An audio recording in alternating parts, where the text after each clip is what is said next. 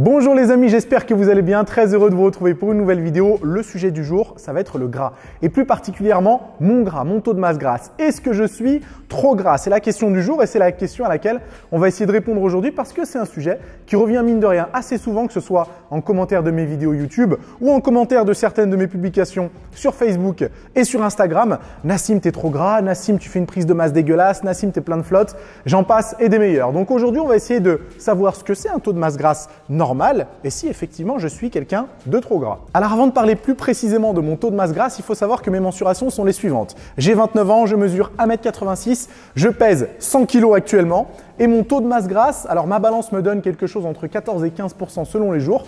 Visuellement, j'estimerais ça entre 13 et 16%. À vous de me donner votre avis dans les commentaires, peut-être que je me trompe. Et voici une photo de ma condition actuelle, torse nu, pour que vous voyez un petit peu à quoi ça ressemble. Alors forcément, j'ai pas les abdos hyper définis, j'ai pas forcément les stries hyper définies, j'ai pas de veines sur le ventre ou je ne sais où, mais moi je me trouve pas si gras que ça.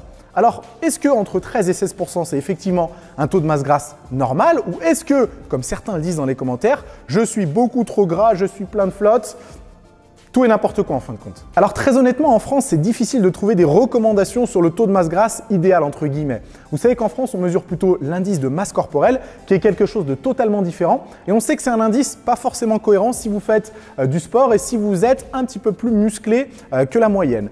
Mais du coup, la seule chose que j'ai pu trouver par rapport au taux de masse grasse, c'est des calculs établis par Jackson et Pollock. Attention à ne pas confondre avec Jackson Pollock, l'artiste.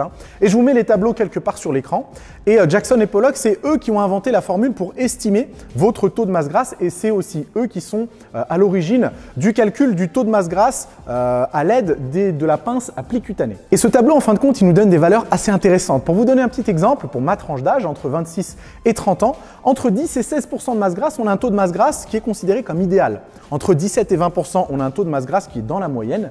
Au-dessus de 20%, on a un taux de masse grasse qui est considéré qui est au-dessus de la moyenne. Mais attention, un taux de masse grasse au-dessus de la moyenne ne veut pas dire que vous êtes en mauvaise santé. Vous pouvez très bien avoir 22% de masse grasse et avoir une trentaine d'années et être en parfaite santé. Comme vous pouvez très bien avoir un taux de masse grasse de 6% et avoir un métabolisme qui fonctionne très très mal. Donc attention à ne pas faire de raccourcis.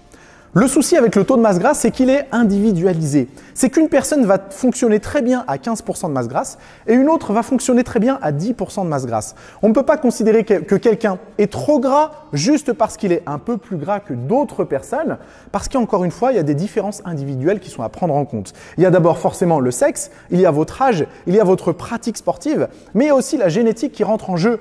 Il y a des personnes qui sont sèches de nature, ça on le voit très bien, et il y a d'autres personnes qui ont un peu plus de facilité à prendre du gras. Est-ce que ça veut dire que ces personnes-là s'empiffrent de pizza? Absolument pas. Tout comme ça ne veut pas dire que les personnes sèches de nature mangent que des brocolis avec du poisson blanc. Encore une fois, attention à ne pas faire de raccourcis. Donc évidemment, je ne suis pas trop gras. Mais cette vidéo, je ne l'ai pas faite de toute façon pour me justifier. Je l'ai faite pour parler d'un sujet qui est pour moi tout aussi important et qui prend de l'ampleur, qui prend de plus en plus d'ampleur. À mon époque, quand j'ai commencé la musculation, il y a de ça plus de 10 ans et même avant ça d'ailleurs, quand on voulait voir un physique sec, un physique musclé, un physique dessiné, il fallait qu'on aille au bureau tabac acheter Musclé Fitness. Et là, on pouvait voir ces physiques exceptionnels. Ou alors, il fallait qu'on regarde un film d'action d'Arnold Schwarzenegger ou de Bruce Lee pour qu'on puisse voir des stries, des veines, etc. Et on avait un rapport différent avec ce type de physique. On avait l'impression qu'ils étaient rares, qu'ils étaient difficiles à obtenir. Et c'est le cas.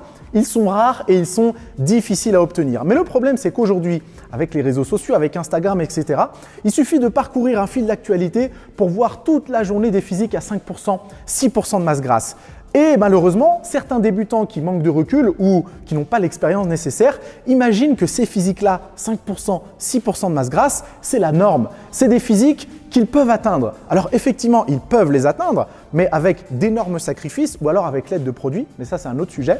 Mais disons que le rapport est tout à fait différent. C'est que ces personnes-là, ces débutants, quand ils voient quelqu'un comme moi, 15% de masse grasse, c'est-à-dire quelqu'un de normal en fin de compte, ont l'impression que c'est une barrique de graisse. Et ça, malheureusement, c'est un très très gros problème. Et le problème, en fin de compte, il est tout simple. Imaginez un débutant ou une débutante qui manque de recul, qui manque d'expérience, mais qui voit tous les jours sur Instagram des physiques extrêmement musclés à 5 ou 6% de masse grasse, et bien malheureusement, ça peut fausser sa perception de la réalité. Et ça peut provoquer des troubles alimentaires ou même des conduites dopantes. Parce que se regarder dans le miroir tous les matins et voir un physique normal à 15% de masse grasse, alors que sur Instagram, on voit des physiques de fou à 6% de masse grasse, et bien honnêtement, quand on n'a pas le recul nécessaire, ça peut rendre un petit peu fou. Moralité les amis, je vais pas vous sortir des phrases pourries du genre assumez-vous comme vous êtes parce que ça sert à rien. Si jamais vous vous êtes fixé comme défi d'atteindre les 6% de masse grasse, allez-y, faites-le, ça peut être un challenge intéressant, mais dites-vous bien que ce n'est pas la réalité. Et moi, ce qui me fait peur en fin de compte, c'est qu'un débutant qui manque de recul, qui manque d'expérience, tombe sur des commentaires en dessous mes vidéos ou en dessous mes publications,